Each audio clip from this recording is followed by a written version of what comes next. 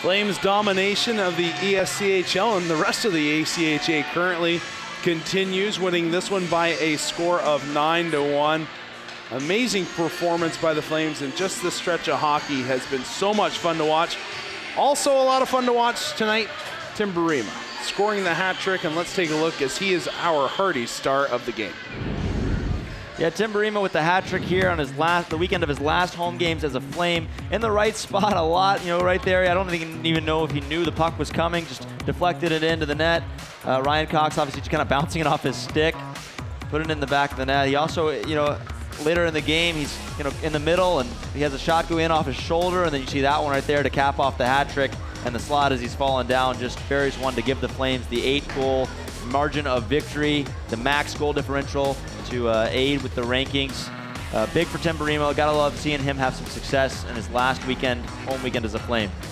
3 goals tonight, 9 goals on the season. He had 6 shots on this evening. A great performance by him, and he is standing by with our very own Monika McKenzie.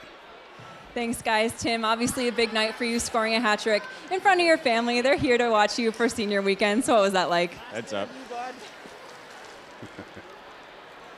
Ooh. How does that feel?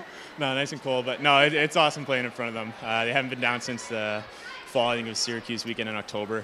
So always nice playing in front of them. Just happy they can make the trip down for the last weekend at home here. And recently you've made the switch from center to wing. So what's that adjustment been like for you playing a new position? Yeah, just with just this game, a couple injuries happened. So I mean, I was being able to play with Hammer and Cox. Or Hammer and Ralphie. It's super easy. It's both really good guys to play with. So it didn't take much of a transition. And tomorrow night, it's going to be your last night playing here at the LIC. How are you feeling? A little emotional. It's obviously four good years. Goes by quick, so kind of crazy that it's all wrapping up. But just looking forward to the next couple weekends on the road with playoffs and nationals. Well, it's been great having you here. We look forward to the game tomorrow night, and thanks for your time. Thanks, Monika. Appreciate it. Back to you guys. Yeah, hard to believe. 4 years goes just like that, a twinkling of an eye, and he goes from being a first-year player here, played 3 years with the Division II team, back-to-back national championship games with that group, unable to climb the mountain and get there, unfortunately.